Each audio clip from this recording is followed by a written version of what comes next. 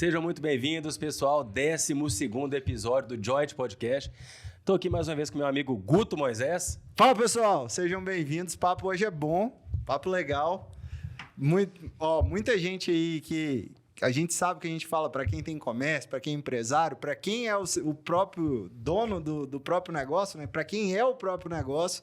E os caras hoje aqui sabem, né? Isso aí, eu sou suspeito para falar porque eu conheço os meninos desde o início da caminhada deles e, assim, é de se orgulhar. Então, gente, primeiramente eu queria dizer que eu sou fã de vocês, né? É uma honra para mim ter a presença de vocês aqui. Então, sejam muito bem-vindos, Douglas Sabino e Mateusão. Oh, maravilha, prazer. Loja do Sapo, hein, galera? Loja do Sapo, hein, galera? Pô, prazer todo nosso, obrigado, viu? Pra falar a verdade, é o primeiro podcast que a gente participa, assim, presencial, então a gente fica muito feliz. Alô, mãe, tô no podcast, hein? Fala, galera, muito prazer.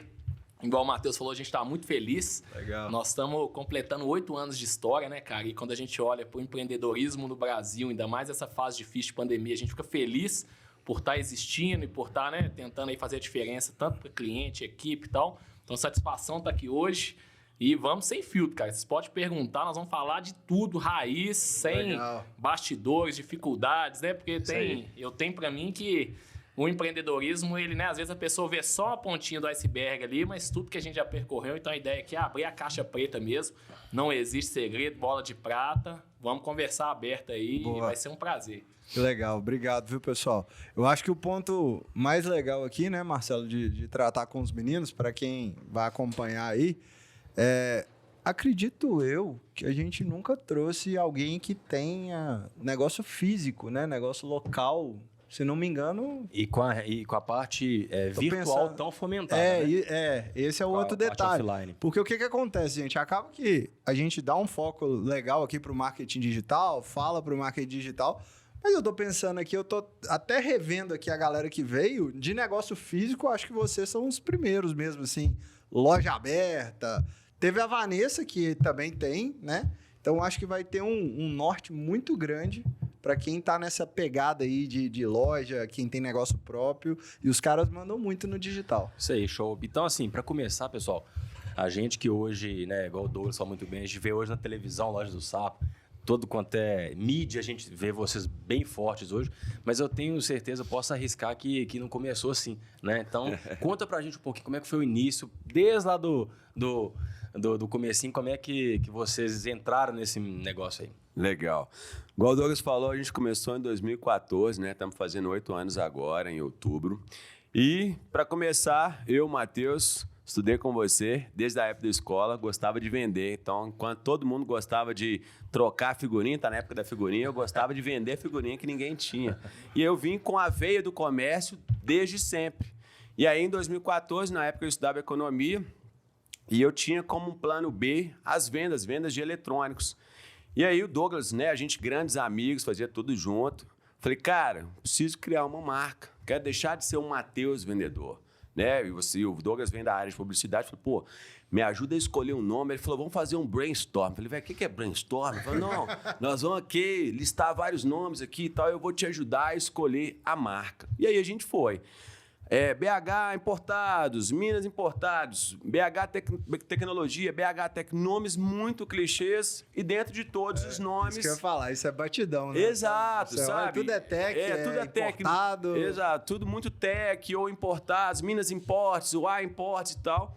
E dentro de todos os nomes, ele falou, cara, Loja do Sapo. Sapo era o meu apelido, não pelos meus olhos, mas desde a época lá de Counter-Strike, os nossos amigos em comum já me conheciam como Sapo. Falou, pô, todo mundo te conhece como Sapo. A loja é sua, a priori, na época só eu estava atuando, falou, a loja é sua, Loja do Sapo. Falei, pô, legal. Aí a gente rodou e-mail, rodou, né? Ali eu acho que tinha um inicinho do WhatsApp. Ali, tô escolhendo os nomes, o que vocês acham? E, na época, alguns riram, falaram, não, velho, Loja do Sapo, não, nada a ver. Vai véio, pegar, né? Sapo é um negócio gosmento e tal, ninguém vai gostar disso. Mas a gente foi, né, e seguindo a essência de ser algo diferente, né, de já vir ali, pô, então vamos sair ali do clichê. E aí o trabalho depois foi criar uma marca, fortalecer essa Loja do Sapo. Mas desde o início ali da escolha do nome, do início de criar ali uma identidade, tudo. E aí ainda nesse intuito, o Douglas me mandou um contato de um designer. Então, isso aí pra gente, eu acho que fez muita diferença. Eu costumo dizer que a gente começou com o pé direito. Porque desde o primeiro dia, lá em 2014, quando decidi criar uma marca, um designer foi lá e falou, cara, como é que você quer comunicar essa marca? Eu falei, velho, vem cá, o que eu quero comunicar aqui? Eu só queria vender, eu queria comprar por 100 e vender por 120. Quero comunicar não, eu quero ganhar dinheiro. Qual que é o slogan? Qual que é o seu nicho? Qual que é o seu público? E aí a gente colocou lá, Loja do Sapo, tudo em tecnologia, isso lá em 2014. E aí começamos a postar no Instagram e tal. Então eu costumo dizer que a gente começou desde o início, se for voltar no primeiro post, ele já foi bem feito. Não tinha nada. Era pequena com pensamento de grande empresa, quarto, né? Exatamente. Né? A gente costuma dizer que você não precisa ser grande, você precisa parecer grande. Então, desde o início, desde o primeiro post que a gente fez lá no Instagram, a gente já veio com uma pegada aí bem profissional e amparado com design, pensando na logo, fazendo artes para o Instagram e tal. Então, isso, sem dúvida, nos ajudou bem. E é daí que vem aí a essência e o nome aí de Loja do Sapo. E desde o início já tinha o sapinho, né? Que hoje vocês já criou esse sapo. Já. No início, a primeira logo era a patinha do sapo. Ah, tá. Então era a patinha. Aí depois que a gente criou o personagem mesmo do sapo em si. E eu vou falar como cliente aqui, né? Comentei com os meninos, para quem tá assistindo aí. Eu não conhecia os meninos, mas sou cliente, já usei várias vezes. E, porra, o sapinho é simpático pra caralho. Você abre o Instagram lá, a carinha dele é muito legal, cara. E foge de tudo que você falou, né? Importe. Aí você não sabe se é peça de carro, se é iPhone, porque tudo é importe. Minas Importes, BH Importes.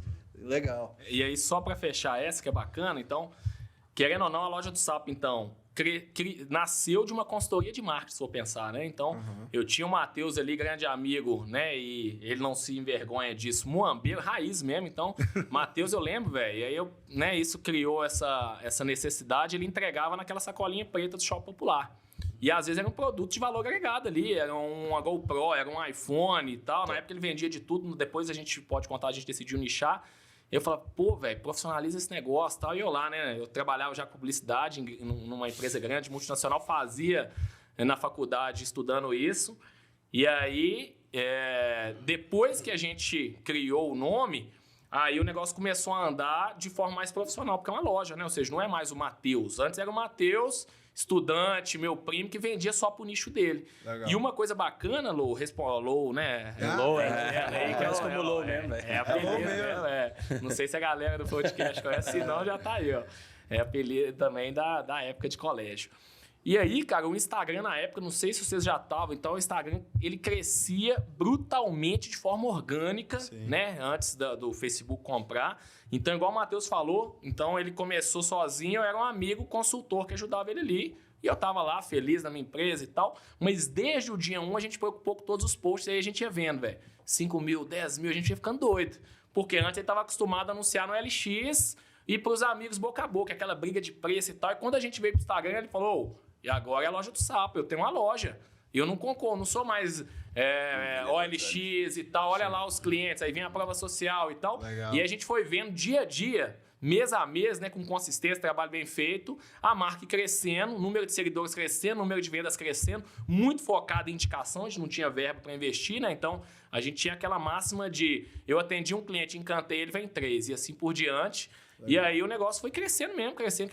Era plano B, né? Ele na empresa dele, eu na minha, depois a gente decidiu virar sócio. Mas sobre a comunicação é isso aí, cara. Até um ponto importante que você falou aí, não sei se eu tô enganado, tá? Você trabalhava se não me engano, era Fiat? Eu trabalhava na Fiat, Fiat. na publicidade da Fiat. E como que foi pra você deixar, porque querendo ou não, é o emprego dos sonhos, né, cara? Porque a gente faz uma multinacional gigantesca, sem contar a parte financeira, mas assim, pra você largar e ser o maluco, né? De ingressar eu incomodei ele, cara. De começar no empreendedorismo, porque as pessoas olham com muito romantismo, né? Hoje, como vocês estão. Hoje é maravilhoso. Hoje é ótimo, né? Mas você falar com a Fiat assim, cara, não, obrigado. Eu fiquei um ano como plano B. O Matheus ficou 3 meses, estão dando só uma linha do tempo rapidão. O Matheus ficou ali sozinho de 2014 até meados de 2015. Aí nós tivemos um day one, depois a gente pode contar. A gente falou, velho, vamos virar sócio então? Eu já amigo, já ajudando, viramos sócio em dezembro de 2015. Deu 3 meses, o Matheus saiu. Os bastidores, história legal, é o seguinte, o Matheus lá, né, da bancário, depois ele pode falar melhor, não estava tão feliz assim. E aí eu vi ele muito mais feliz nas vendas, por isso que eu fui ajudar ele lá em 2014. Te entendo. O cara tá felizão nas vendas, quando ele tem que ir pro banco, ele não tá tão feliz, ele pum. E eu já tava feliz na Fiat, cara. E aí era engraçado, eu tava crescendo, viajando, velho. Eu lembrando aqui, um menino novo, e eu sempre tive esse lance de independência. Então, entrei na Fiat com 18 anos e eu comecei a viajar para São Paulo, viagem internacional, promovi, então eu tava feliz lá. Então, eu não saí, eu não busquei o empreendedorismo como uma fuga, necessidade. Mas eu já me via também, gosto muito de vender, já me via até na faculdade empreendendo e tal. Eu me considero um empreendedor desde sempre, eu empreendia na Fiat, por mais que é uma empresa gigante e tal, é sentimento mesmo. Legal. E aí, cara, a saída foi difícil, realmente. Então, eu tava planejando, não sei se vocês lembram, né? Uma coisa que corroborou é que em 2016 estava vivendo uma crise grande. Sim. E aí, a gente tava demitindo muita gente e tal, só que eu tava bem. Eu tinha acabado de ser promovido e tal, e eles não iam me mandar embora. Aí eu fui negociando ali, em contrapartida lá de cá crescendo, totalmente informal. Aí a gente decidiu, assim que o Matheus saiu, vamos pegar um valor X pro Matheus para pagar o salário que ele tinha lá, o resto tudo a gente reinveste. Eu tinha um salário bom na Fiat e tal, né, tava tranquilo lá. E aí foi indo, só que assim, foi acontecendo, passando 1, 2, até deu 1 ano. E eu já tinha um relacionamento muito bom com a minha chefe e tal. Ela sabia que eu tava aqui, lá, ela me dava umas folgas. Vamos para os Estados Unidos, eu tirava umas folguinhas aqui e ali. E chegou um momento que o negócio foi crescendo tanto, cara, que já não dava mais para conciliar. Só que o Marcelo falou, e isso faz muito sentido, eu ainda não tinha certeza que ia dar certo. Eu ainda não ganhava na loja do Sapo o tanto que eu ganhava lá. Então eu tinha que arriscar. Mas muito porque a gente acreditava muito no que a gente fazia. Assim, eu estava muito feliz aqui, o sonho grande. Falava, nó, bicho, se já tá dando certo assim, imagina se eu dedicar ainda mais, imagina se a gente profissionalizar. Legal. E aí deu dezembro de 2016, ou seja, depois de 1 ano que a gente já estava sócio, que já estava, né, crescendo. Eu tentei ser mandado embora, não me mandaram embora. Eu poderia estar lá até hoje, né? Eu conheço gente que está lá, barrigando, esperando ser mandado embora, já tô aqui ali. Aí que não manda mesmo. Chegou a sexta-feira, velho. Eu lembro assim, né? Essa história é bacana. O último projeto que eu participei foi o Salão do Automóvel de 2016. Aí eu combinei com minha chefe, falou, depois do salão você consegue mandar embora? Eu quero um projeto grande, eu tava lá à frente e tal. Ele falou, não, consigo. Então nós já vamos negociando aqui, tá tendo várias demissões. Tava assim, não sei se vocês lembram, velho, na Fiat, foi demissão em massa, velho. Chegava uma semana assim, eles pegaram três salas de reunião, demissão, eu quero a lista, só. Eles falaram assim, saiu a lista de demissão, você deixa o celular e o computador aqui, assina ali, e eu ficava esperando a minha vez. Falei, nossa... E você já querendo vender celular e computador pra eles ali, né? Pô, vai precisar. E eles não me demitiam. Eu falava, não, velho, na próxima eu vou. Aí eu combinei com ela que voltando do salão, ia ser em novembro, ela ia me mandar embora. Eu tava felizão. Falei, show, vai dar tudo certo, velho. Vamos mandar embora, querendo ou não, né? Tem um acertozinho, seguro-desemprego e tal. Aí voltei, não rolou, não, vai rolar. Aí chegou uma hora, velho, e aí eu falei, deu tipo assim, quinta-feira, eu falei, chefe, minha chefe na época chamava Malu, grande amiga minha, inclusive até hoje e tal.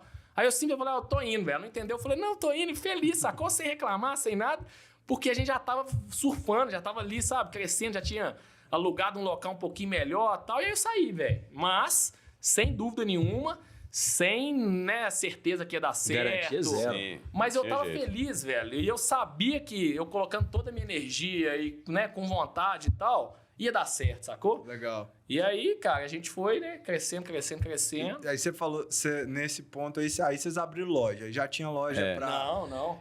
Nesse ponto, na verdade, na saída ali, ó, o Douglas, então, ele tava tranquilo lá.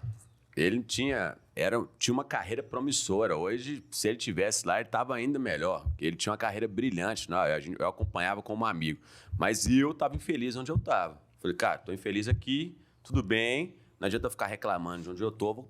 Vou começar o planinho B aqui. Eu comecei a plantar ali em 2014, com eletrônicos, vendendo calculadora na faculdade. O negócio foi crescendo e tudo, até chegar ao final de 2015. Esse é legal se contar. E o final de 2015 ali, pra vocês terem uma noção, teve um dia que foi muito legal. Um dos clientes meus lá do banco, ele me falou, cara, estamos aqui no prédio da TIM. E no prédio da TIM sempre tem... oportunidade de trazer empresas virem aqui, trazer produtos, a Cacau Show vem aqui no dia dos namorados e tal, o Boticário, dia dos pais.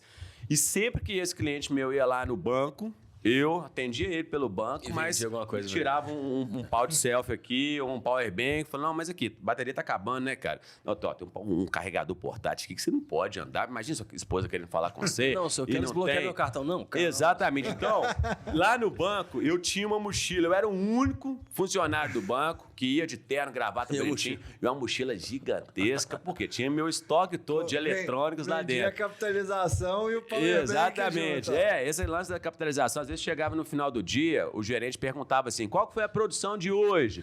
Eu falava assim, ó, hoje eu abri uma conta, 2 capitalizações, agora pau de céu, eu vendi 3, vendi 2 GoPros, bombei. Hoje ele ficava rindo que ele era meu amigo na época.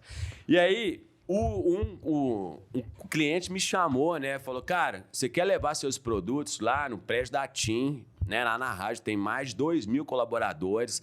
Falei, cara, quero. E aí, o Douglas não teve até hoje um convite que eu fiz que ele não foi. Aí eu liguei pra ele e falou, velho, vai rolar essa oportunidade aqui. Bora, tamo junto, vamos lá. E aí, na época, ele não tinha... Era feriado lá em Betim e tal. Ele falou, tô com você. Aí a gente foi lá no Shopping Oiapoque, guarda esse nome, Shopping Oiapoque.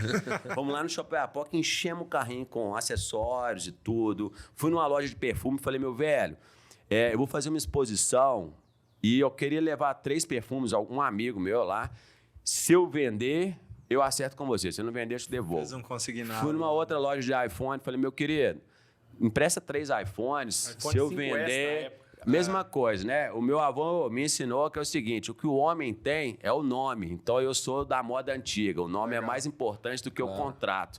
Então, eu entrava lá, tudo informal, saía com a mochilinha cheia de produtos. Como é que você chegava nessas pessoas? Você já tinha algum... Muito legal. Eu chegava nessas pessoas porque... Aí, no início dos eletrônicos, ali em 2014, eu trabalhava com HP12C. Eu vendia HP12C na faculdade. E da HP12C, eu comprava ali num box do Shopping Oiapoque, Shopping Popular. E da HP12C, eu comecei a ter contatos com alguns lojistas, que eu comprava sempre. Depois eu comecei a deixar no xerox da faculdade. Não mais eu mesmo vendia. Cheguei a uma oportunidade. HP12C na Americanas era R$300, no Shopping Oiapoque era 130. Comprava por 130, vendia por 200. Dava R$10 pro cara do xerox, todo mundo ficava feliz. Bom demais. Então, nisso que foi entrando no mercado de eletrônicos. Então, eu recebi esse convite, a gente foi lá e foi muito massa. A gente vendeu muito. Em 2 dias, eu fiz o resultado do mês.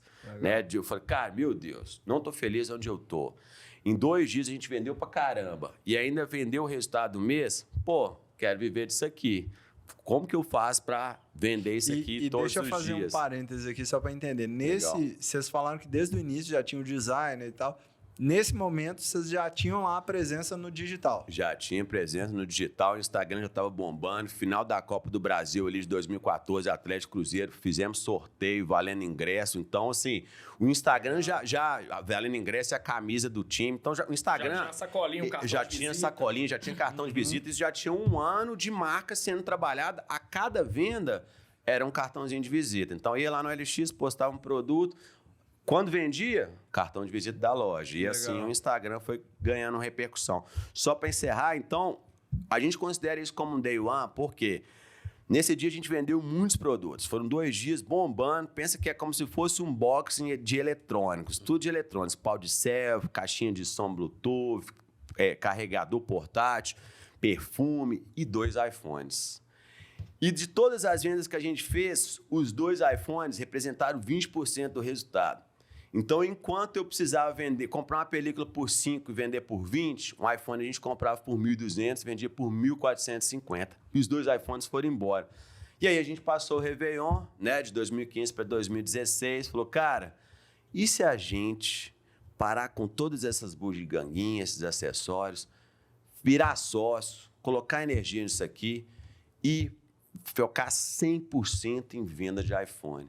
E aí, a partir de 2016, a gente vira nosso foco total para venda de iPhone. No primeiro mês, nós vendemos 50 aparelhos. Aí nesse dia, loja do Sapo, tudo em tecnologia, virou loja do Sapo especializada em iPhone. Janeiro de 2016. Exatamente. Aí começamos a vender iPhone, novo, seminovo, inovando, a gente pode citar. E rapidamente começamos 50, a gente estava vendendo 1.000, 2.000, né? Chegamos no auge ali 1.000 e poucos, assim. Que isso? Tudo na informalidade, cara. A gente vendia muito.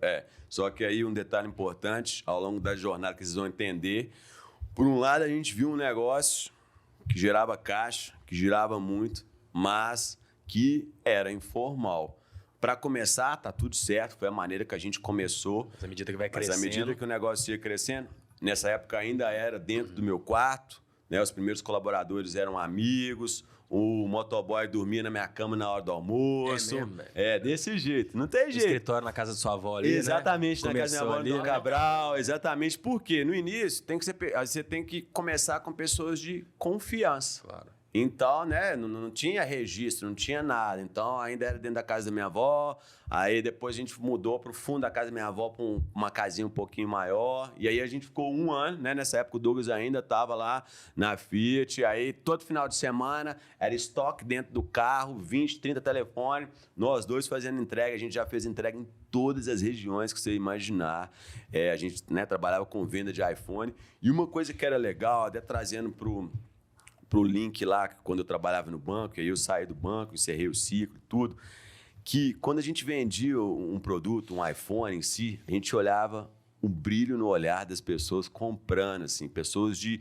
mas muitas vezes quando a gente fala que a gente trabalha no mercado Apple, fala assim, mas iPhone é só para quem tem dinheiro. Não tem essa. É para qualquer que seja a classe, a pessoa tem um desejo. Às vezes a gente ia num local muito simples, a pessoa tinha acabado de receber o acerto, estava realizando um sonho.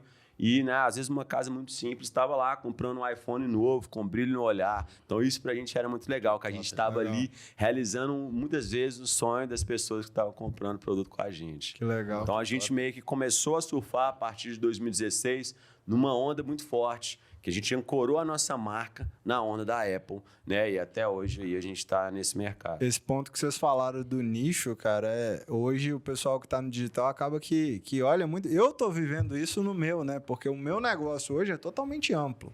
Quem precisa de educação financeira? Todo mundo. Sim. Só que na hora que você fala, por exemplo, sei lá, médico, educação financeira, o conceito depois nem muda muito. Mas quando você nicha, cara, é incrível o poder que você ganha disso, né?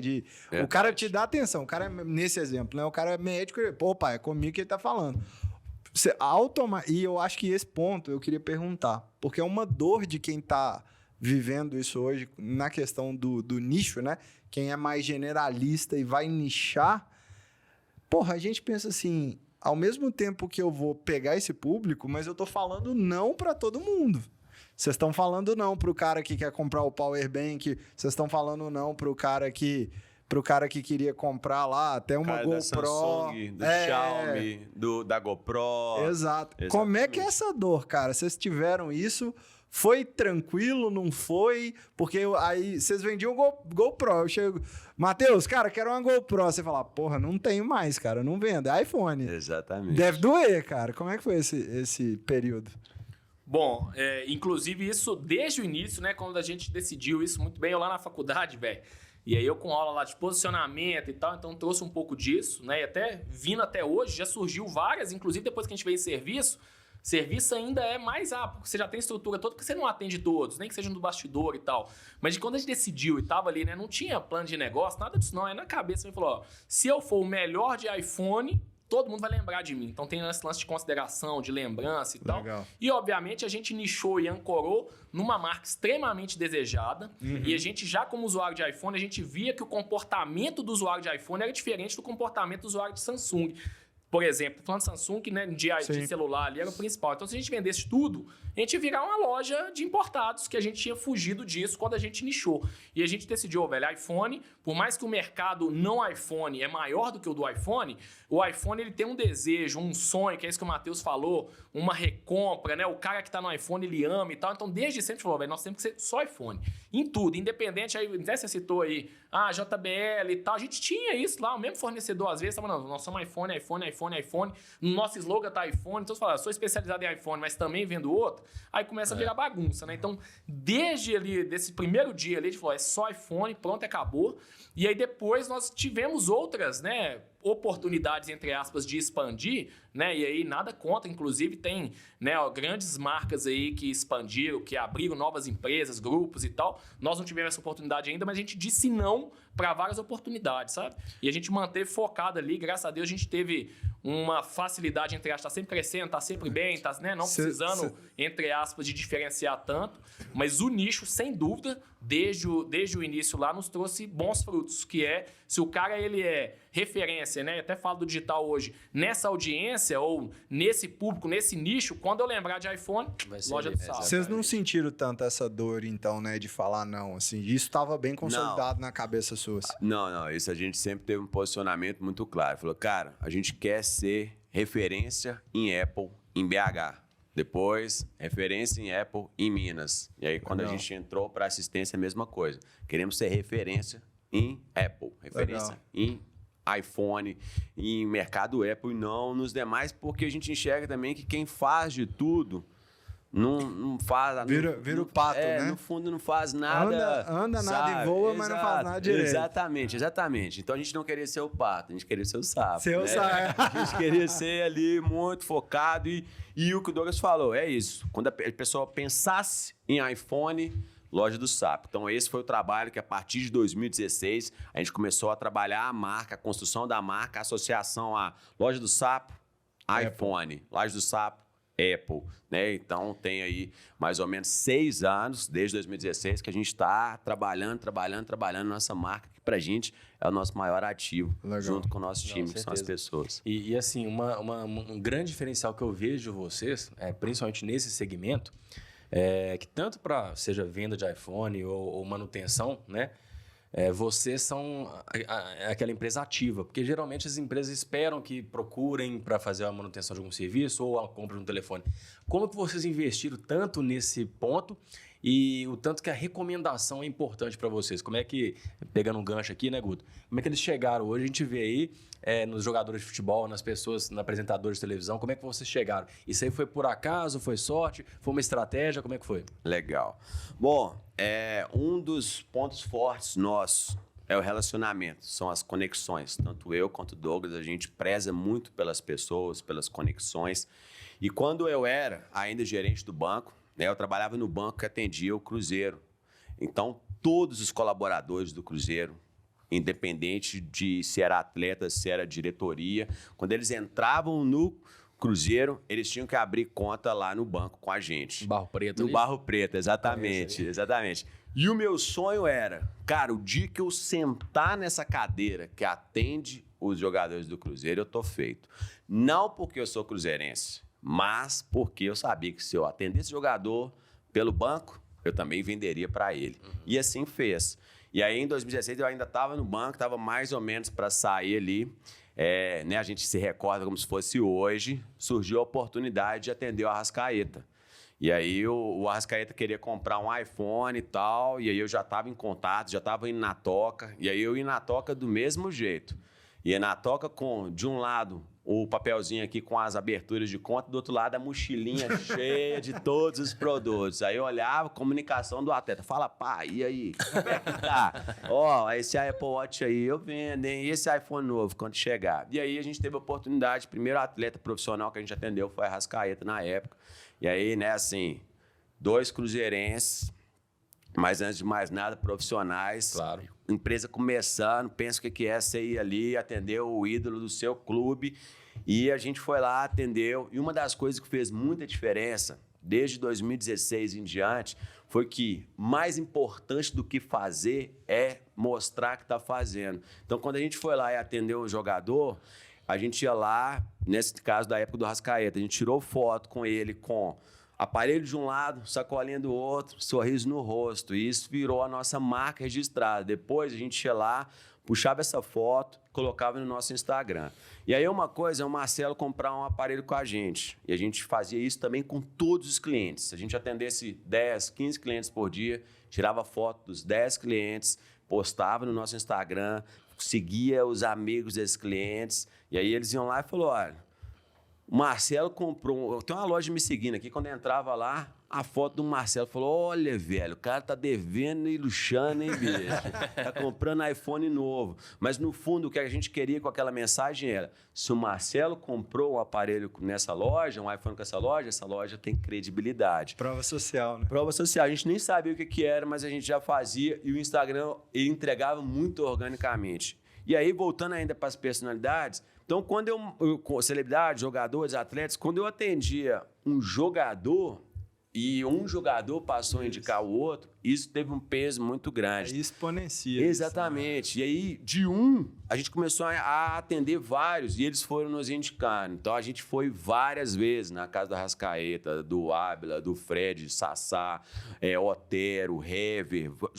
Aí, a gente começou a ficar conhecido no nicho. Porque o que no fundo, um cliente, né, como esse, ele quer? Comodidade, cara. Comodidade, credibilidade, discrição, um bom atendimento. A gente nunca deu desconto para nenhum jogador. Nunca dei iPhone para nenhum jogador. Mas a gente ia lá... pergunta que eu ia te fazer. Exatamente, nunca dei. Bacana. Mas quando um jogador ou um cliente me ligava 9 da noite, era na hora. Chegava o sobrinho da Arrascaeta aqui, chegava em Belo Horizonte, ele queria dar um presente, falava, fala amigo, como está? Tranquilo?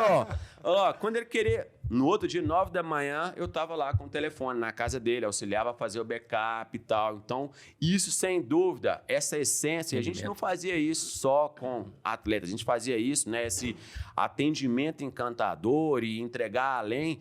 Isso ajudou muito na questão tanto dos atletas, eu expliquei um pouquinho aqui como a gente entrou nos atletas, também tem músicos, blogueiros e tal, mas esse nível de atendimento favorece muito a indicação. Quem gosta, indica. Só para vocês terem uma noção, cerca de 40% a 45% dos nossos clientes hoje a gente recebe via indicação orgânica. Então, a gente tem um percentual muito pequeno que a gente gasta com tráfego pago. A gente investe no mais difícil, mais duradouro, que é o bom atendimento que gera indicação. Nesse ponto é legal, porque muita gente acha também que é sorte, né? É o que vocês falaram no início, né? Não tem bala de prata. E é isso aí, cara. Se vocês não fizessem isso com as outras pessoas, na hora que tivesse a chance de estar com a Arrascaeta, você ia vender, não ia ter esse processo de tirar foto e tal, e não ia explodir igual explodiu. Exatamente. Então, mérito de já ter pensado no processo antes, né? Legal demais. E tem também, né? Hoje tem grandes empresas que fazem isso, né? De forma consciente, obviamente. Sei lá, o WhatsApp é indicação pra caramba, Prudential é indicação pra caramba. E na época a gente foi por indicação por 2 motivos. Primeiro, porque a gente queria, de fato, encantar, a gente sabia que era um sonho. E também porque a gente não tinha verba, cara. Sendo bem franco, eu não tinha dinheiro para ir lá. Hoje a gente anuncia Jovem Pan, a gente faz tráfego e tal, mas na época não tinha. Era dinheiro próprio e 2 ali, né? Recém-formados. Então nós decidimos que, né, o velho e bom boca a boca vai ser o que vai fazer a gente crescer. E a gente não tinha aquela ansiedade de querer, né? A gente foi indo mês a mês. É aquilo que o Matheus falou e eu reitero aqui. Então, eu atendia 1, vinha mais 3. Eu atendia 3, vinha mais 9. E assim por diante. E aí veio 50, igual ele falou no primeiro mês, 150, 200, pum. Exponencialmente, porque todo cliente era o meu outdoor, era o meu divulgador, era o meu tráfego orgânico, vamos dizer assim. Então, a gente usava esse cara para ele reverberar no nicho dele, né? Ou seja, nos amigos dele. Nada melhor do que isso, né? Para confiança, credibilidade. Eu não estava pagando por uma postagem. E além da gente postar, tinha pessoas que postavam na rede dele também, indicava. Aí foi crescendo. E de um vem outro, e vem um blogueiro. Na época não era tão forte assim, né? Essa questão de influências e tal, mas tinha uma ou outra representação. E tem uma coisa bacana, a gente veio surfando isso. Na época, cara, o Instagram só tinha um filtro, que era post estático no feed. Hoje tem tanta coisa, né? Fica até difícil de lembrar. Então, só tinha como postar uma foto e acabou. Não tinha vídeo, não tinha rios, não tinha carrossel, não tinha nada. Então, nosso Instagram, quando você entrava lá, era até feio, mas falava, vamos manter o que fazia os posts todos, porque isso vai dar resultado. Às vezes, quando a gente até apagava, arquivava, você entrava, tinha 10 fotos de cliente, assim, ó. Por dia. Só que os 10, a gente fazia aquela estratégia que é postar, seguir, vinha 3. Postar, seguir, vinha 3. E aí foi indo. Do nada, né? Entre aspas, né? Que é o lance da sorte. Do nada, um ano depois, a gente tava com 200 mil seguidores no Instagram. Tudo orgânico. 300 mil. Hoje nós temos 300 alguma coisa. A entrega caiu brutalmente falando, né? Mas a confiança, né? Ela é conquistada. Então, tem gente que às vezes não vê o nosso conteúdo, porque o Instagram não entrega para todo mundo, mas ele já ouviu falar. Sim. Seja num almoço, seja na Jovem Pan, enfim. E até hoje, mesmo depois, né? Da gente crescer, da gente estar com... né, loja, isso, aquilo, depois a gente vai contar. Hoje, a nossa maior estratégia, a gente tenta passar isso, né, para os nossos colaboradores, todo mundo, é encantar, que vai vir indicação, vai vir recorrência. Investir em tráfego? Sim, nós vamos investir em tráfego depois de 3 anos, né, a maioria, e aí nada contra. Inclusive, a gente também, né, eu vim da comunicação mais old school ali, né? Lógico que a gente está aprendendo hoje com digital, né, a gente tem que aprender tudo. A gente está também, né, aprendendo sobre tráfego e tal, mas nós fomos fazer isso depois de já ter conquistado muita coisa. E aí a gente vê que quando vem alguma instabilidade, é normal do digital, né, velho? O Google mudou, o Google caiu. Quando o Facebook comprou o Instagram, tá entregando pouco. A gente sofre, lógico, mas muito menos de quem tá só ali no digital, de quem tá sempre... Vocês não dependem só do digital. Só no exatamente. Então isso traz uma estabilidade, uma perenidade, pensando em marca. Né? Exatamente. E o nosso segmento é muito confiança, cara. É muito credibilidade. Conta muito porque hoje o dispositivo eletrônico ali, o iPhone, o MacBook e tal, o cara não entrega na mão de qualquer um, né? Exato. Sua vida tá ali, né? Não, exatamente. E quando a gente fala de... É o que você falou muito bem, cara. Acho que o marketing mais barato e a propaganda mais barata, cara, é o bom atendimento. Para mim não tem dúvida. E duradouro. E duradouro. Isso aí é genuíno. Agora me explica uma coisa. Vocês têm crescido bastante e como que faz para manter essa qualidade? Porque é complicado. É um desafio. A gente está falando de... Ainda mais serviço, né? E a gente está lidando com pessoas. Então é difícil. Como é que você faz esse treinamento? Qual que é a base que vocês têm disso aí? Bom, para responder isso aí, eu queria falar que... Então, lá em 2016, a gente estava trabalhando com venda de iPhone. A gente chegou que a venda de iPhone não era sustentável no longo prazo. E aí a gente veio para assistência técnica como uma maneira de diversificar e de ser sustentável. Pode, vai lá. Vai lá. E de ser sustentável. Só que a assistência técnica, a qualidade, ela é toda nossa. Por quê? Quando eu vendi um iPhone... Era lacrado 1 ano de garantia do fabricante da Apple. Deu problema, o cliente ia lá, a Apple resolvia. Quando a gente entrou para o mercado de assistência, prestação de serviço, nós somos a garantia. Nós somos a qualidade. Por que vocês optaram por nichar ainda? Vocês nicharam o nicho, né? O funil tá assim. Legal. Por que a gente nichou o nicho? Pelo simples fato que, como eu disse no início, a venda de iPhone, ela era muito rentável, por outro lado, ela não era sustentável.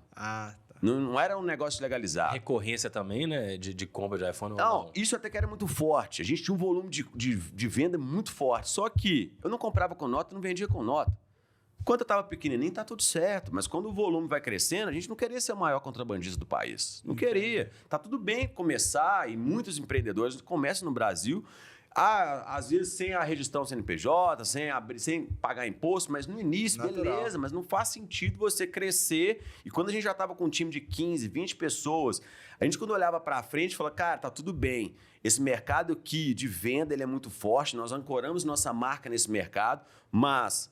Por outro lado, a assistência era onde a gente enxergava que a gente conseguiria crescer de maneira sustentável, com uma margem maior, só que tinha uma barreira de entrada muito maior. Porque qualquer um de nós aqui consegue vender um produto, mas não é qualquer... Basta ter o produto e ter alguém querendo comprar. Sim. Mas não é qualquer pessoa que consegue consertar o produto. Total. Então, a gente enxergava que o caminho de expansão era assistência técnica, e isso foi uma das decisões mais importantes e difíceis que a gente tomou, que era o dia que a assistência técnica conseguir suprir a nossa estrutura toda física, a gente corta a parte da venda e segue 100% no caminho de assistência técnica. Olha dizer não aí da gente. Exatamente. Eu falei com ele, vocês nicharam o nicho, né? Exatamente. Por necessidade e oportunidade de crescer, expandir de maneira sustentável. E nesse ponto, deixa eu linkar aqui com o momento que a gente vive, um negócio que eu falo muito, e uma curiosidade, já que vocês tocaram nesse ponto.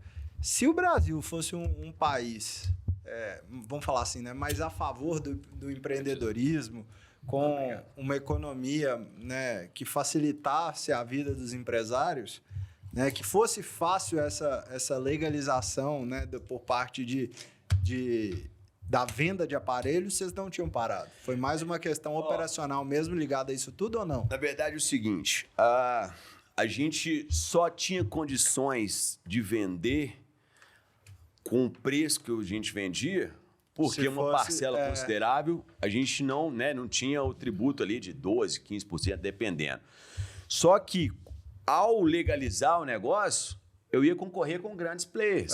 Eu ia concorrer com Fast Shop. Exatamente. E aí a gente já não teria mais... Eu tinha marca, eu tinha nicho, eu tinha um atendimento diferenciado. Cara, olha o que nós estamos falando aqui, né? Preço. O Brasil mata o empreendedor, cara. Na verdade, assim, uma coisa que eu costumo dizer é o seguinte, as regras do jogo são essas. Não vai mudar, cara. Então, aí, a gente iniciou jogando fora das regras. Tudo bem para começar, mas chegou um momento que a gente falou assim, tá tudo bem, até aqui eu consigo chegar desse jeito. Mas não era o nosso sonho crescer de maneira que não fosse sustentável. Perfeito. Né? A gente estudou, cresceu, batalhou, vinha numa carreira legal. Falou, cara, a gente quer crescer, mas a gente quer crescer de maneira sustentável. E o caminho que a gente enxergou para crescer de maneira sustentável a um resultado muito menor do que a gente tinha né, foi colocar os nossos valores acima do nosso resultado e falar, cara, vamos agradecer aqui, vamos planejar, plantamos o plano B lá em 2016, 2019 a gente conseguiu chegar na decisão mais importante que foi, vamos cortar a venda e vamos focar 100% na assistência técnica e expandir a assistência técnica. Legal. E aí, né, sem dúvida, foi desafiador, mas por outro lado, desde então a gente deita na cama e fala, cara, hoje eu pago aí 80, 100 mil de imposto, mas eu tô jogando de acordo com as regras, né? Eu deito, durmo tranquilo e eu tenho condição de crescer. E o meu negócio tem um valor, porque imagina, como que você vai valorizar a sua empresa, sendo que sua empresa está toda irregular? Que valor que tem? Senão, eu costumo dizer que a gente tinha um negócio. A gente não tinha uma empresa, a gente tinha um negócio. Né? A gente e dava mais grana que hoje, inclusive. Exatamente. O legal disso aí, cara, fazendo assim, eu acho que esse é um assunto interessante, vou falar rapidinho para não alongar muito. Então, eu relembrando aqui, a gente começou vendendo 10, 20. Imagina assim, deixar o desafio para vocês mesmos, a gente vendendo 1000 iPhones. Sem entrar em detalhes, mas eu e o Matheus gastavam uma energia absurda para manter a operação desse negócio. Então, imagina só, todo mundo informal. A gente chegou a ter umas 25 pessoas informal, cara. Uns 20, né? Eu acho 20 e poucos. Primo, irmão, parente, meu estagiário na FIT, eu tirei ele, o irmão do estagiário. Sério, na real, assim. O primeiro motoca era um amigo, era um vizinho, enfim. E tudo informal, lógico, assim, né? E aí desde sempre a gente teve propósito, família boa e tal. Só que o negócio cresceu e aí veio um lance do empreendedor mesmo, cresceu mais do que a gente imaginava. No auge, cara, ali em 2019, 2018 para 2019, a gente vendendo 1000 iPhones, 1.500, a gente movimentava milhões, sei lá, 3 milhões por mês, 2 milhões, só que informal. Então a energia que a gente gastava era muito grande. E sem medo de dizer, sem vergonha, a gente tinha que mover muito. Então, exemplo, assim, né? A gente usava uma maquininha de cartão alugada. A gente tinha que mandar uma conta para um doleiro, para um fetreiro, ir para o Paraguai, buscar. Eu tinha que ter mais de um estoque, porque eu ficava com medo, cara. Cara, tem um estoque aqui, tem outro estoque ali. Loucura, e eu e o Matheus à frente. Esse o ponto que eu falei, cara, do país, né? Imagina se fosse fácil legalizar isso. Porra, vocês iam estar com esse faturamento, mais o serviço, empregando mais gente, fazendo mais negócio, ajudando mais famílias, vendendo mais. Todo mundo sai ganhando. Só porque aí, por causa dos caras, a gente fica engessado. Assim, na época, né, como a gente cresceu em marca, a gente conseguia, em alguns momentos, concorrer de igual para igual com um grande player, até quando o preço era parecido, exemplo. Né? A iPlace, por exemplo, aqui de BH, tem vendedor lá até assim, eu perdi a venda para você na época, a gente hoje conversa e tal, tem um gerente lá, amigo meu, porque a gente investia tanto no serviço que estava com a venda, que às vezes, mesmo com preço parecido, porque, né, querendo ou não, os grandes players, igual você falou, às vezes o cara tem uma isenção de imposto aqui, tem uma condição melhor ali e tal, o cara tem caixa, etc., que a gente não tinha, a gente conseguia concorrer com ele. O valor agregado era muito maior. Exatamente. Só que na medida que foi crescendo, e aí o Matheus falou bem, a gente olhava para frente e não enxergava aquilo crescendo, muito menos sustentável. Então, eu brinco que a gente jogava win sempre. Nós estávamos o dia todo jogando win ou roleta russa, o que vocês preferirem. Na real, sério, porque o estoque foi aumentando. Então, show, não, meu estoque tá grandão, mas tava tudo em estoque. E a cada hora, ou seja, se a casa cair amanhã, zerou, né? Não tem, tipo assim, uma crise qualquer. O risco da ruína era gigantesco, né? Em todos os sentidos. Seja muito maior do que de... Seja na questão fiscal, trabalhista, até furto, tudo. Enfim, então a gente ficava meio com medo, cara. A gente jogava o jogo com medo, meio no escritório ali onde ninguém chegava e tal. E mesmo assim, que aí vem o lance da marca, a gente conseguia nos posicionar bem e o cliente confiar em mim sem eu ter um ponto físico, sem eu ter uma loja no BH Shop, sem ter uma loja grande. E mais do que isso, a gente começou aí, chegou em 2017, né, Matheus? A gente foi vendo, aí a gente sentiu a demanda de serviço, né? Que é a história que eu queria fechar, depois a gente continua. Então a gente já vendia o iPhone seminovo, sempre inovando. Então a gente viu no seminovo uma forma de aceitar o cara na troca e favorecer ali, pensando naquela ideia. E na casa do cara já aceitava, já resolvia, né, um pacote full ali na casa dele. E aí a gente começou a aprender do seminovo, ele estraga, dá problema. Aí o nosso cliente, quando estragava, nos perguntava, que ele já confiava em mim, você indica alguém, então a gente perdendo venda. Ele começou a demandar isso, né? Aí foi uma das vezes que eu mantive nichado em Apple, mas eu expandi. Então essa foi uma história que eu expandi. Eu só vendi iPhone. Aí eu comecei a fazer serviço para iPhone. Lógico, mantive no mesmo nicho, mas eu abri uma nova fonte de receita. Sim. E aí o serviço, ele desde o dia 1, ele veio 100% legalizado no quesito peça, compra com nota, compra com nota, vendo com nota, abrir uma empresa só para serviço e tudo mais. E os dois foram crescendo em paralelo. E a gente foi vendo, lógico, o iPhone sempre vendia muito mais. Então, inclusive, quando a gente parou de vender, aí veio um lance propósito, já estava com os dois caminhando ali há uns 2 anos, assim, serviço e venda. Mas o iPhone ainda representava muito mais, a maior parte da receita líquida. E a gente tomou a decisão, inclusive na época, assim, né, alguns players do mercado, fornecedor, concorrente, aconteceu alguma coisa. Os caras são doidos, parou de vender, né, assim, imaginava que eles quebraram, deu algum problema, enfim, porque não faz sentido você largar o osso, entre aspas. E a gente, não, velho, nada a ver, tá tudo certo e tal, a gente decidiu, estamos só em serviço e tal. E aí a gente veio com um plano, né, estratégico de expansão, até para mostrar para o mercado que a loja do Sapo, que antes era só vendedora de iPhone, parou. A gente não explicou muito e tal, até hoje a gente tem demanda de gente querendo comprar. Eu perguntei a última vez que eu usei serviços seus lá, eu falei, mas vocês não vendem? A gente recebe ainda. E aí veio esse desafio de virar essa chave, e mais uma vez, né, fechando essa história do dizer não. A gente diz não até hoje, inclusive. No início ele foi muito. Nós decidimos, velho, no início, foi em setembro de 2019. Eu e o Matheus, ali no início do mês, comunicamos pro nosso time, mês que vem nós não vamos vender. E foi desse jeito, velho. Mês que vem nós não vamos vender. E fomos fazendo algumas mudanças ali. E aí, ou seja, eu tava vendendo hoje, no último dia de setembro, no primeiro dia de outubro eu não tava vendendo. O cara procurou. O cara falou, mas tá agora nós somos focados 100% em assistência técnica.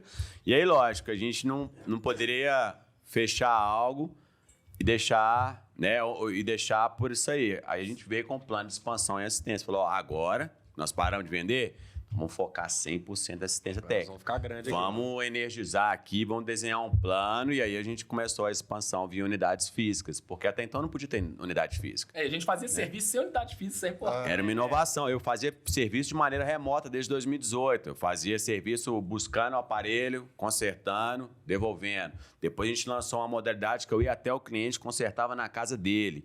E aí a gente viu que isso deu muito certo. A gente passou a ter um ponto físico, mas ainda não era uma loja para o cliente ir de meia em meia hora ser atendido. Mas sempre num local que não fosse a nossa unidade mesmo. Era num cowork, era no WeWork na época. Era um lugar muito massa. No Boulevard? No Boulevard, exatamente. Então a gente foi criando inovações no serviço, isso é interessante. Quando a gente entrou no serviço, a gente entrou fazendo serviço de uma maneira diferente, né? A assistência convencional, você deixa seu telefone, volta mais tarde, volta amanhã. Eu falei, não, a gente conserta sim e sai de casa. E aí, nessa época, a mesma coisa que, volto a dizer, não importa, melhor que fazer, o mais importante que fazer é mostrar que está fazendo. Exato. A gente saiu no Estado de Minas, na Globo, na Band, como assistência técnica e nova, e você consegue consertar seu aparelho sem sair de casa. Então, a gente foi inovando. Isso e aí, a gente começou...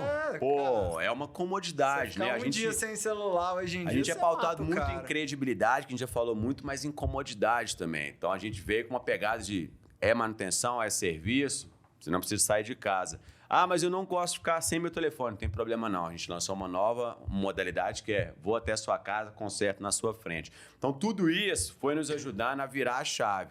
Enquanto a gente estava pensando já em cortar a venda, a gente veio desenhando a assistência e cada vez mais se posicionando como uma assistência Apple, referência em inovação, em credibilidade, em um bom atendimento, em comodidade, não precisava sair de casa. E isso, sem dúvida, nos ajudou muito a fazer essa transição aí em 2019. E depois nós vamos linkar aqui com pandemia. Olha só, a gente já tinha essa pegada digital lá em 2017. Então, já tinha um time de inside sales, pós-venda, saque e atendendo delivery em 2017 e 2018, não imagina. E aí, quando depois a gente vai falar, veio pandemia, já estava bem postado. Então, isso explica muito essa virada. A pandemia, assim, praticamente não impactaria, porque vocês não precisam estar com loja aberta. Porque hoje é normal o delivery, né? De tudo. Sim. Tem delivery hoje de tudo, você imaginar. Mas imagina só, em 2017, 2018, a gente fazendo delivery de assistência técnica, ninguém fazia. Minha esposa tem um salão de beleza. Na pandemia, ela teve que fazer delivery de mecha. Exatamente. Eu lembro a gente dirigindo, levando cabeleireiro na casa da cliente para fazer. Que se adaptar. É isso mas mesmo. já tinha essa essência, né? E aí, num momento desse, o que acontece? Vocês estão na frente, aí estoura. Foi isso que aconteceu ou não? A gente costuma dizer, a gente tem um respeito gigante pela pandemia, né? A tudo que aconteceu e tudo, mas a gente enxerga que, primeiro, a gente estava com um plano de expansão via unidades físicas. A gente tinha acabado de abrir 2 unidades físicas, uma em dezembro de 2019, outra em janeiro de 2020, 2 shoppings. Então, a gente tinha acabado de formar o nosso time ali, de contratado mais pessoas e estava aprendendo a ter uma experiência tete-a-tete, que nossa experiência era toda no digital. 2 meses depois que a gente abriu as unidades, estava rodando as unidades em março, fechou tudo. Falou, e agora? A gente tinha acabado de contratar novos funcionários e tal. Adaptabilidade sempre foi algo que veio na nossa veia. Em setembro, a gente tinha cortado a metade da empresa e já estava caminhando para um novo momento. Desenhamos ali uma expansão, fechou os shoppings, e agora? Só que é o que o Douglas lembrou. Desde 2017, eu já tinha uma unidade de prestação de serviço remoto, eu já tinha uma unidade de atendimento online, eu já tinha um Instagram forte. Então, enquanto todas as empresas estavam buscando se digitalizar e prestar serviço de maneira delivery e tal, a gente já tinha esse posicionamento desde 2017, 2018. Então, na pandemia, a gente pegou o vendedor do shopping, colocou ele para formar junto com o nosso time de venda interna. A gente pegou o técnico de shopping e falou, agora você vai de Uber fazer serviço na casa do cliente, porque a gente já tinha essa estrutura. A gente aumentou em mais de 50% o nosso time de motoboys. Por quê? Porque os clientes passaram a ter mais demanda por serviço, né? Porque o aparelho ele não ficou só para lazer. Você precisava de usar para o trabalho, vídeo, lazer, hobby. Então, a gente se estruturou e na pandemia a gente mais que dobrou a nossa operação. Então, enquanto muitas empresas estavam fechando, a gente não parou de operar nenhum dia, né? A gente era caracterizado ali como serviços essenciais também. Então, a gente não parou de operar nenhum dia, a gente aumentou, mais que dobrou o nosso time, a gente cresceu. Aí a mesma coisa do mostrar que está fazendo. A gente deu entrevista para vários, saiu em jornal, Rede TV, Band, Globo, como uma empresa que se adaptou em meio à crise e que cresceu na crise. Então, muito do nosso time, a gente cresceu ainda, mudou de estrutura. Hoje a gente tem uma unidade, um centro de reparo, uma sede administrativa. A gente mudou na pandemia. Então, a pandemia, nesse sentido, a gente conseguiu se adaptar, né? A gente costuma dizer que a gente não consegue controlar os eventos externos, mas a gente consegue controlar como eu vou lidar diante desse evento. E foi o que a gente fez. A gente focou 100% e falou, cara, tudo bem. Se fechar de novo o shopping, volta a fazer delivery. Aí ficava naquela, fecha o shopping, abre o shopping, nosso time voltava, aí o prefeito fechou de novo, aí volta todo mundo. Então a gente ia se adaptando dessa maneira que a gente conseguiu expandir, e aí veio um desafio depois aí que foi de gestão, né? Que a gente cresceu muito e depois... E assim, você vê que a parte positiva disso tudo que você está falando foi ter começado antes, né? Porque muitas empresas, elas... trombaram com a pandemia ali e começaram a pensar o que fazer. Exatamente. Será que online, 6 meses ali, você já tá, né? Vocês precisaram adaptar alguma coisa ali, mas de algo que vocês já vinham fazendo. Exatamente. Né? E você tocou num ponto aí bacana, cara, essa parte de gestão. A gente até estava falando, perguntei sobre o manter o atendimento, manter o serviço de excelência. Cara, como que vocês fazem isso? Porque hoje... vocês precisam tentar colocar na veia das pessoas isso que vocês começaram há 8 anos atrás. Né? E para mim é o mais difícil, cara. Porque quando fala de você e do Matheus, é tranquilo. Vocês têm muito bem internalizado ali o que vocês têm de atendimento a cliente, o que vocês têm de... Enfim. Agora, você passar isso para uma pessoa que é totalmente... não participou do sonho, não participou das dores ali, ela está chegando só na parte boa. Como que é para tentar colocar isso dentro dela que ela precisa... né, prestar esse serviço de excelência?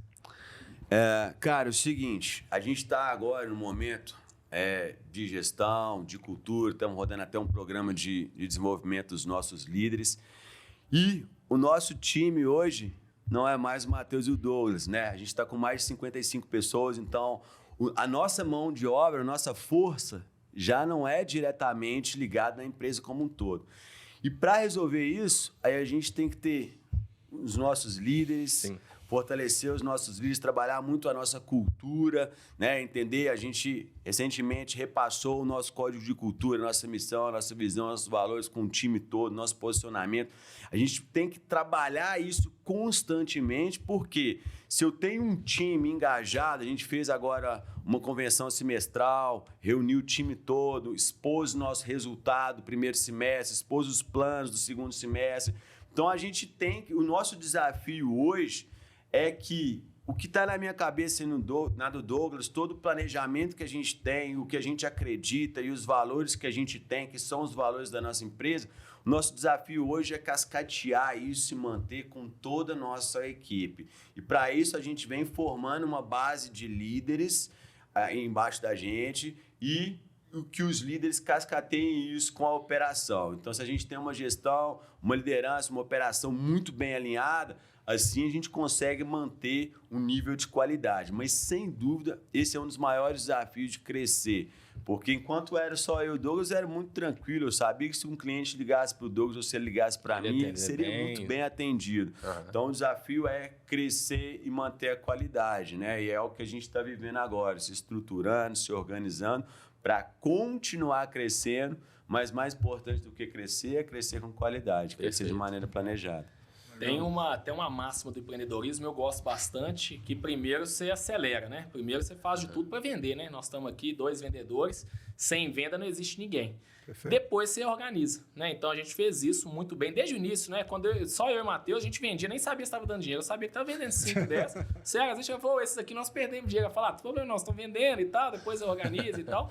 E depois que você está grande, né, cara? E talvez, são vários os motivos, né? A gente é 100% positivo e a gente foca no que depende da gente. Mas realmente, o ambiente empreendedor do Brasil, por isso que quebram tantas empresas ali no início, muito dos motivos é isso, né, cara? Porque quando você está confortável menor, você tem alguns benefícios, você controla mais, tal. Quando você vai crescendo, além do risco crescer muito, fica difícil de manter o padrão, né, cara? É difícil manter padrão, ainda mais para serviço. Então, hoje nós temos um trabalho consistente de formação, de treinamento, de regras e tal, que não tinha no passado, porque talvez também não precisava, né? A gente não tem vergonha nenhuma, nós nunca tivemos plano de negócio, consultoria, nós estamos fazendo do jeito que dava, com o melhor do recurso que a gente tinha, só que agora o jogo mudou. Então, a gente percebeu isso na prática e, inclusive, a gente descobriu desafios que a gente nem imaginava ter. Não estava acostumado, né, a ler, ver podcast de outras pessoas. Então, nós fomos, opa, existe isso aí, cara? Se eu faturar mais, aumenta o imposto? Eu nem sabia. Então, a gente começou a descobrir mesmo alguns desafios que antes não tinha. E hoje nós estamos muito focados nisso, né? O Matheus falou bem.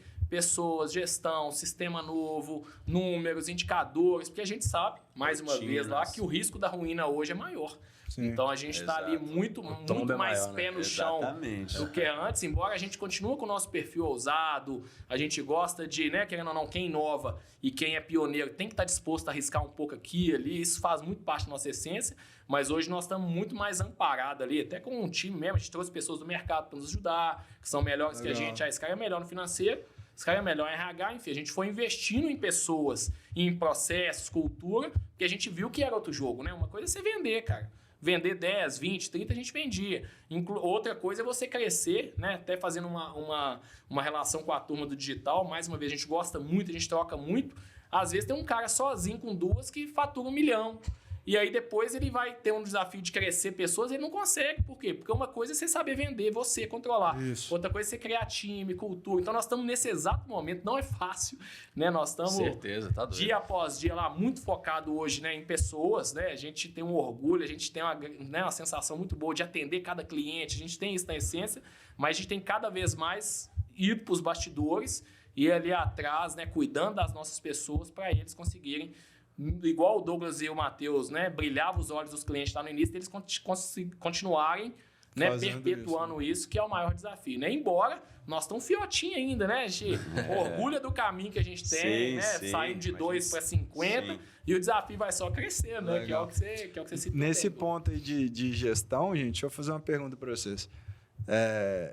Como que é a sensação na hora de de terceirizar, né? Porque você chama alguém, você está terceirizando ali a decisão. Áreas estratégicas. O que eu quero dizer? Por exemplo, uma coisa, vocês falaram que desde o início vocês tinham lá as pessoas vendendo, né? O comercial acaba que é mais tranquilo entre aspas, né? Mas assim, pô, se eu tenho mais gente, é mais gente vendendo, então o empresário ele fica mais satisfeito. Agora, na hora que você vai terceirizar, igual você falou, o financeiro, quando primeiro, né? Desdobrando a pergunta aqui, quando que vocês viram que era necessário terceirizar essas áreas estratégicas?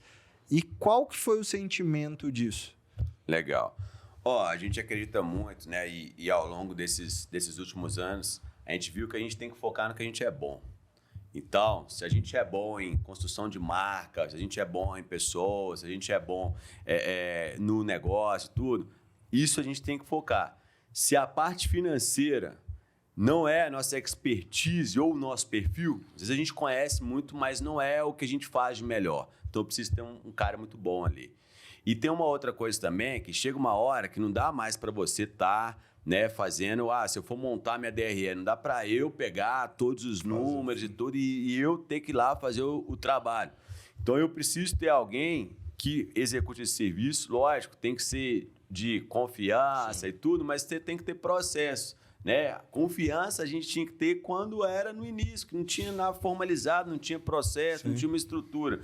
Hoje, a gente busca pessoas que, inclusive, são muito melhores que a gente no que elas fazem. Claro. Então, se eu quero estruturar um time de marketing ou um time financeiro e tudo, a gente quer que, tecnicamente, aquela pessoa seja melhor do que a gente no que ela faz. Legal. E, lógico, o meu desafio é direcionar, o desafio do líder e tudo.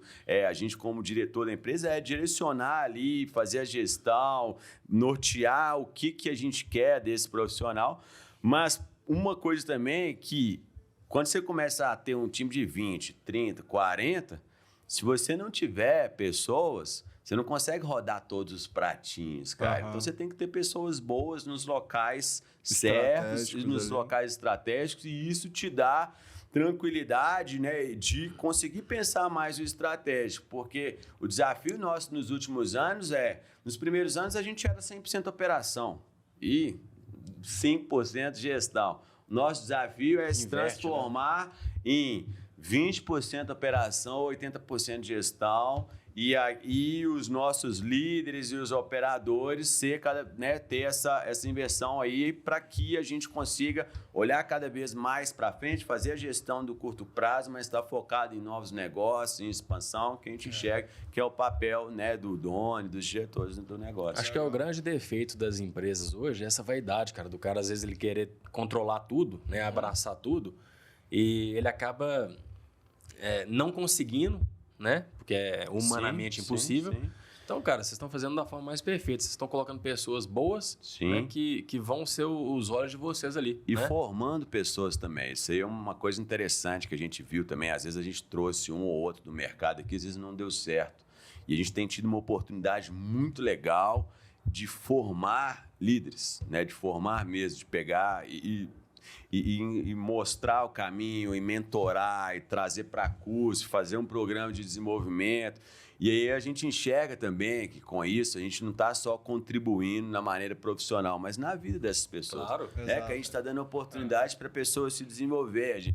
Não tem nada mais gratificante para a gente do que, igual recentemente a gente estava em um treinamento nosso, tudo. E aí um dos líderes hoje, nosso liderado, falou, cara, o que eu estou vivendo aqui, eu nunca vivi na minha vida, a oportunidade que eu tenho. Então, isso para a gente é muito gratificante, que a gente vê que, além de empreender, de construir uma marca, acho que as coisas mais importantes que a gente faz é conseguir impactar e transformar a vida de outras pessoas. Isso realmente, não tem dinheiro que pague, sabe? Às vezes o resultado hoje, ele é muito menor do que era há 3 anos atrás, há 4 anos atrás, mas a gente faz o que brilha os olhos, e a gente tem essa oportunidade aí, que aí realmente o dinheiro não vai falar mais alto. Show de bola. E, cara, tem uma característica nossa também, fica até aqui, um exemplo, não sei se vocês ou a turma já leu, tem um livro que chama O Mito do Empreendedor, que ele é muito bom, e a gente tem muito disso, que é o seguinte, o Douglas e o Matheus são 2 empreendedores que não são técnicos, ou seja, é o dono da padaria que não faz o pão. Então, o Douglas e o Matheus, eles não são especialistas na área técnica. Eu não sento na bancada e faço o serviço. Por perfil mesmo, né? E a gente começou vendendo, veio o serviço. Então, a gente não conseguiu e também não tivemos interesse de nos especializar tanto nessa parte. E aí, lógico, tem prós e contras. Sim. Mas a parte positiva, que é o que a gente foca muito, a gente não sabe muito, entre aspas, o que pode dar errado. A gente não tem tantos preconceitos do cara que é muito técnico, falar, isso não vai dar errado. Então, por isso que a gente inovou tanto. E aí, isso contribui para essa questão da gente dar mais autonomia para o cara, confiar mais, lógico, né? Com o sistema, com o processo, com regras, claro. Não é o Léo, né? Fazer o que você quiser, né? Exatamente. Mas a gente começou com isso. Então, isso já vem da nossa essência de trazer pessoas melhores que a gente naquilo que a gente não é tão bom. Área técnica, por exemplo, que é o nosso coração. Eu não entro lá, eu não faço. Lógico, eu consigo gerir o meu líder do laboratório, meu supervisor, com números, indicadores, NPS, nível de satisfação e tal, mas se um técnico meu errar ou se entrar um outro técnico novo, não sou eu que vou treinar ele, não sou eu que vou lá e vou mostrar e tal. Lógico, a gente sabe o que tem que ser feito, a gente consegue negociar de igual para igual com o técnico, com o fornecedor e tal, mas nós não somos empreendedores técnicos. Então, isso nos favoreceu em várias decisões, em vários sentidos, principalmente na ousadia, na inovação, no crescimento e tal, porque a gente não sabia o que ia dar errado. Então, a gente esteve sempre inovando e confiando nas pessoas que são melhores que a gente. E um outro exemplo também forte, né? A Carolzinha do nosso marketing, até aqui nos bastidores, o marketing sempre foi nosso core, cara. Né? A gente contou alguns exemplos, tem várias empresas que, o marketing... Tem um cara aí que faz os posts de vez em quando, eu terceirizo o marketing desde o dia 1, eu acho que ficou claro aqui, marketing pra gente é core. Sim. No início, Douglas, fazia quase tudo, assim. Matheus ajudava também com ideias, mas eu fazia o post, eu briefava, eu tirava foto, eu postava, eu respondia, enfim. E na medida que a gente foi crescendo, né, e também uma outra estratégia que a gente tem um marketing interno hoje, porque a gente, como é core, não posso terceirizar. Então, desde sempre, a gente teve um time ali. A gente fez um episódio aqui com o Rodrigo, foi o segundo episódio, que é especialista em marketing também, ele tem uma startup, ele falou isso, falou, cara, marketing, você não tem que terceirizar, marketing é da empresa. Sempre foi interno. Ele falou exatamente isso. E aí, para fechar a história, pergunta o Marcelo, quando foi crescendo, não dava pro Douglas fazer tudo. Sim. Hoje nós temos um time muito forte, né? Nós temos uma pessoa que coordena lá, que é a Nicole, que, sim, sensacional, muito melhor do que eu em várias coisas, ela tem o time dela, e essa turma hoje entrega muito mais do que se o Douglas, imagina se eu ficasse controlando tudo, só eu que faço, só eu que aprovo tudo e tal. Então hoje eu aprendi isso também, velho. Eu tive a oportunidade lá na Fiat, por mais que era uma empresa muito grande, os meus líderes na época me davam muita autonomia. Eu falei, não, eu empreendi lá. Então eu aprendi isso e a gente tenta trazer isso também, lógico, né? Acompanhando, não é delargando, não. Mas a gente gosta de dar autonomia para as pessoas. A gente vê na prática que quando você tem uma pessoa que está engajada, que confia, que tem a sua cultura e que você dá autonomia, ela entrega muito mais que a gente. Então isso dá uma satisfação e a gente vai vendo que, lógico, seguindo a nossa essência, seguindo a cultura, seguindo o que a gente acredita e tal, as coisas estão crescendo por isso também. Porque a gente vai tendo outros braços ali e a gente consegue focar em algumas coisas que é mais difícil terceirizar, algumas decisões mais estratégicas e tal. Legal. Gente, para a gente caminhar para o final aqui, eu queria fazer uma pergunta para vocês até nessa parte comercial. Vocês falaram, poxa, a gente cresceu e tal. E quem tem essa questão do físico, né? Igual eu falei no story lá, comerciante, salão de beleza. Pô, você não tem hoje, igual o meu negócio, é escalável. Eu tenho lá o DMAP, que é meu curso, eu vendo para todo mundo que quiser comprar, apesar de ser ao vivo, não é gravado, mas se tiver 10 pessoas, se tiver 2.000, como que vocês levam isso?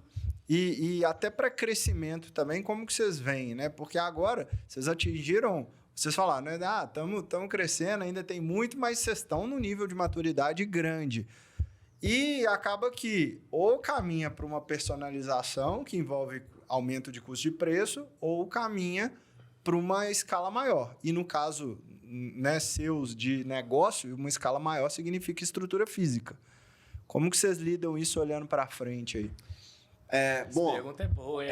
Legal demais. Nível, né, Bom, a gente está fazendo 8 anos agora esse mês, então a gente está, né, chegou num momento ali importante, estamos até celebrando aí nas nossas redes sociais durante o mês inteiro. E junto com esse momento, a gente está fazendo nesse segundo semestre agora um exercício de planejamento. Né? Ele falou que até aqui a gente veio aqui desse jeito, a pandemia foi, né, misturou um pouco, bagunçou um pouco o nosso cenário, mas como um negócio físico, né, e além de ser um negócio físico, é um negócio de prestação de serviço, 85% a 90% do nosso negócio é serviço e o restante acessórios.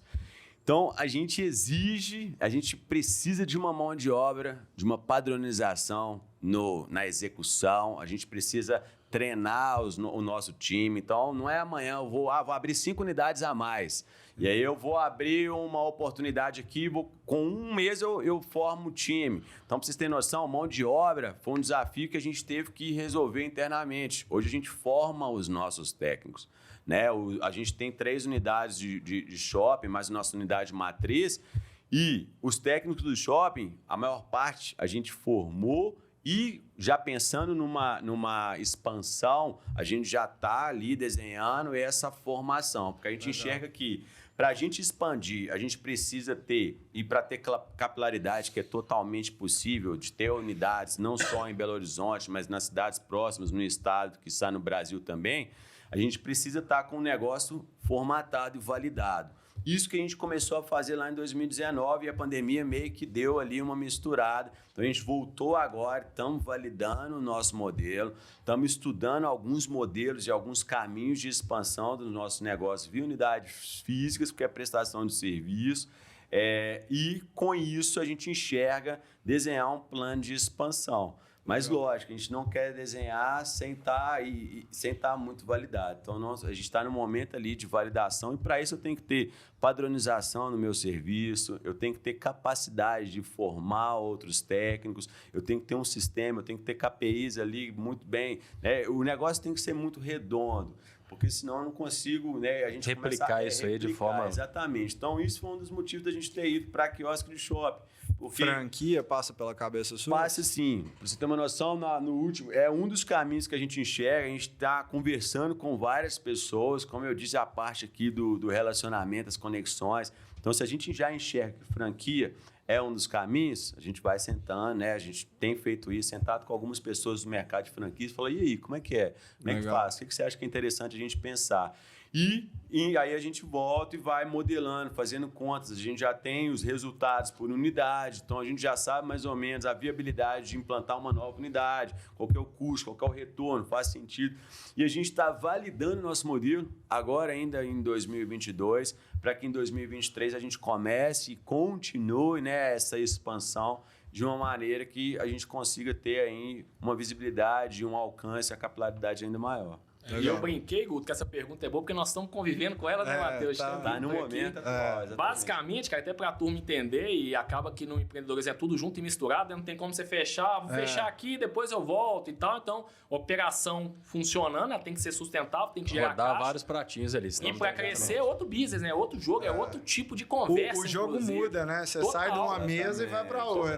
Então, hoje a gente tem 2 grandes desafios, vamos dizer assim. O primeiro deles, que já está acontecendo, que é curto prazo hoje, é ter uma operação sustentável, que me gere caixa, me gere receita e que a gente continua investindo nessa parte de gestão, operação, processo, líder. A gente está fazendo isso, inclusive, demanda bastante tempo, muito esforço nosso. Isso está acontecendo, funcionando, tem que ser feito todo dia, diariamente, não, né? Não pode esquecer, o varejo é assim, porque estão chegando no final do mês, minha DRE tá ruim e como a gente citou bem, nosso risco está grande, então a gente tem que manter esse nível de sustentabilidade, né? Previsibilidade, então esse é o nosso desafio A. E o desafio B, né? Até voltando aqui, eu vi que você falou muito e faz muito sentido, pensando em expansão, a gente esbarra em várias questões. Então tem duas questões aqui, que é muito do ambiente hostil que a gente vive e tal, que é... E eu começo a esbarrar numa questão de imposto, tem um limite. É como você vai expandindo, chega ou você estoura, ou você decide não crescer. Sim. E tá tudo certo também, tem muita gente que faz isso, porque se eu crescer demais não tem como. Chega um momento que é impossível, a não ser que você mude isso, mude aquilo e tal, e é difícil, muda imposto e você tem que vir ali e tal, ou seja, é muito difícil, né? Inclusive, várias empresas quebram também nessa transição. E tem a questão do capital ostensivo que você tem que usar. Então, pra gente abrir 10 unidades, né, com capital próprio, ok, tem linhas de receita aí e tal, mas não é fácil, né? Então, no meio físico, você comparou bem, 10 alunos para 1.000 alunos é a mesma coisa. 3 lojas para 20 lojas é muito diferente, sim, né? Vem tudo, capital, pessoas e tal. Então, isso nos trouxe esse exercício de repensar. E aí são perguntas, a gente não tem a resposta ainda, embora a gente tenha bastante coisa andando ali, né? Tem consultor nos ajudando, tem pessoas e tal, tem algumas coisas nossas que a gente já acredita e tudo mais. E aí, franquia é uma opção? vir com novas fontes de receita e mudar o nível de composição, né, na composição da empresa, e mesmo assim mudando de faixa, manter sustentável. Inclusive, o digital é uma oportunidade, vamos vender curso, vamos vender mentoria, vamos, em vez de franquia, vamos ter sócio operadores, enfim. Mas a gente sabe que nós precisamos vir com alguma novidade para continuar crescendo, porque senão a gente já está esbarrando, né, nessa questão de capital e de tributário. Então, é algo que está acontecendo. Em breve, se Deus quiser, a gente vai ter aí uma... No próximo, vocês voltam para falar sobre a novidade. Legal. Aí nós vamos focar só nisso. E sobre franquia, cara, é bacana a sua pergunta, porque a gente já poderia ter franqueado antes, né? Assim como vender um iPhone, vender uma franquia sem desmerecer ninguém, não é tão difícil assim. Não. Mas a gente muito preocupado no nosso propósito, no nosso ideal, no nosso sonho e tal. A gente qualidade do atendimento. Tem que estar redondo, velho. Tem que estar redondo. Nesse quesito, a gente já disse alguns nãos também. Às vezes um cara fala, deixa eu comprar uma franquia sua. Faz uma franquia. A gente falou, velho, será que nós estamos preparados? E aí a gente tem, né, movido já nessa parte de gestão, já pensando numa possível virada. Então, a gente, se for esse o caminho, a gente quer fazer com muita consciência, com muito pé no chão, com muita tranquilidade, porque a gente sabe que não é simples assim, vender 10 franquias é fácil. Legal. Agora, operar 10 franqueados, 10 histórias, outra 10 história, né? investimentos e tal, né? É outra questão. Então, a gente está muito consciente nesse sentido também. Legal. Show de bola. Galera, bom, acho que chegamos aos finalmente, né? Eu queria agradecer demais vocês dois. Acho que foi uma aula aqui pra gente. A prova de que o empreendedorismo ele tem altos e baixos e, cara, hoje onde vocês estão é mais do que mérito de vocês, não tem nada de sorte. Então, muito obrigado pelo tempo de vocês, é uma honra, principalmente para mim aqui que conheço vocês de muito tempo. Douglas, Mateusão, valeu demais. Meu amigo Guto, obrigado. Valeu. Por mais uma, né? Vamos lá, né? Galera, faz aí o merchan agora para os nossos milhões e milhões de telespectadores. Não podia falhar, não. Então, antes de mais nada, agradecer ao Guto Marcelo, né, obrigado, pelo convite. A gente ficou realmente muito feliz, viu? Isso aqui pra gente é muito importante, porque quando a gente conta a nossa história, a gente relembra e a gente dá mais energia ainda pra gente seguir. E quem tiver aí com iPhone, com Apple Watch, precisando de manutenção, Loja qualquer dispositivo aí, Apple, a gente atende o Brasil inteiro. Acesse nossas redes sociais lá, @Loja do Sapo, lojadosapo.com.br. Estamos aí em 3 shoppings de BH, Shopping Del Rey, Cidade, Boulevard e uma unidade no bairro Floresta. Que top, cara. Vamos ter o maior prazer de atender com encantamento aí. O Instagram é Loja do Sapo, @Loja do Sapo, exatamente. Show de bola. Pessoal, é isso aí, galera. Obrigado, viu? Também, Matheus já fez o merchan, então só agradecer a oportunidade, cara. A gente fica feliz.